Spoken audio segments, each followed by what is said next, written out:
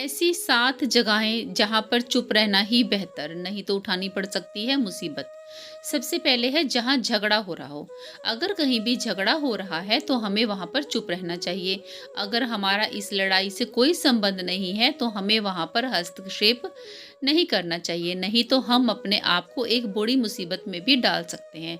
हमारी भलाई इसी में है कि हम लड़ाई को देखकर मौन रहें, नहीं तो बिन बुलाए मुसीबत हमारे गले पड़ जाएगी। नंबर 2, जहाँ पर लोग खुद की प्रशंसा कर रहे हों। तो दोस्तों दूसरा है, जहाँ अगर लोग खुद की प्रशंसा कर रहे हैं तो वहाँ पर भी हमें बिल्कुल नहीं बोलना चाहिए, वहाँ पर भी हमें शांत ही रहना चाहिए। हमें कभी भी अपनी प्रशंसा स्वयं नहीं करनी चाहिए, और अगर जहाँ पर लोग अपना अहंकार दिखा रहे हों वहाँ तो चुप रहना ही बेहतर है। हमारी समझदारी इसी में है कि हम अपनी प्रशंसा स्वयं नहीं करें, क्योंकि हो सकता है कि सामने वाला हमारी बुराई कर दे और हम अपने आप को नीचा महसूस करें। नंबर 3, जब कोई कर रहा हो किसी दूसरे की बुराई। जब कोई आदमी आपके सामने किसी तीसरे आदमी की बुराई कर रहा हो तब भी आपको चुप रहकर बैठकर सुनना ही चाहिए, अपनी राय व्यक्त नहीं करनी चाहिए, क्योंकि जो आज आपके सामने किसी तीसरे की बुराई कर रहा है वह कल किसी और के सामने आपकी बुराई भी कर सकता है।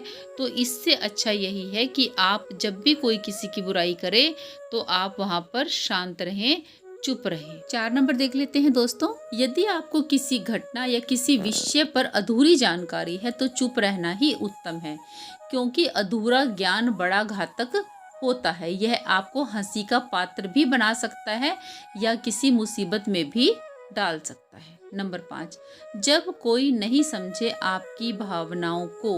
यदि आपको लग रहा है कि कोई व्यक्ति आपकी भावना, दुख या परेशानी को शब्दों में नहीं समझ पा रहा है या वह आपको ध्यान से नहीं सुन रहा है तो ऐसे व्यक्ति के सामने भी चुप रहना ही अच्छा है, क्योंकि ऐसे लोगों को आपकी भावनाओं या फिर दुख से कोई मतलब नहीं होता। ऐसे लोगों को अपना राज बताकर आप पछताएंगे ही।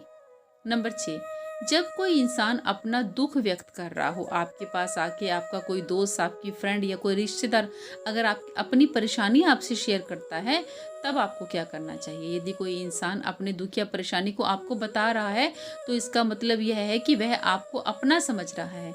ऐसे में तुरंत ही उसे समाधान बताने के बजाय चुप रहकर उसकी दुख या फिर समस्या को सुने, उसके दुख या समस्या को किसी और को न बताएं। नंबर 7, क्रोध या घृणा करने वाले लोग। जब कोई अपना या कोई सगा संबंधी आप पर क्रोध कर रहा हो, आपका अपमान कर रहा हो या फिर घृणास्पद शब्द कह रहा हो तब भी आपको उस वक्त चुप ही रहना चाहिए, ताकि सामने वाले का गुबार पूरी तरह से बाहर निकल जाए। आप यदि सही हैं तो उससे कतई माफ़ी ना मांगे और चुप रहकर उसी समय का इंतजार करें। वह खुद ही आपसे माफ़ी मांग लेगा या उसे अपनी गलती का एहसास हो जाएगा। तो दोस्तों आशा है चाणक्य जी द्वारा बताई गई आपको ये 7 जगहें समझ में आ गई होंगी जहाँ पर हमें चुप रहना चाहिए, हमें बोलना नहीं चाहिए, हमें अपने विचार व्यक्त नहीं करने चाहिए। तो दोस्तों जानकारी पसंद आई हो, उपयोगी लगी हो तो वीडियो को लाइक और शेयर ज़रूर करें। चैनल को सब्सक्राइब कर लें, बेल आइकन को दबा के ऑल पे सेट कर लें, ताकि जब भी मैं नया वीडियो डालूं उसका नोटिफिकेशन आपको सबसे पहले मिले। तो मिलते हैं एक और वीडियो के साथ, तब तक हमेशा खुश रहें, हमेशा स्वस्थ रहें। वीडियो देखने के लिए बहुत बहुत शुक्रिया।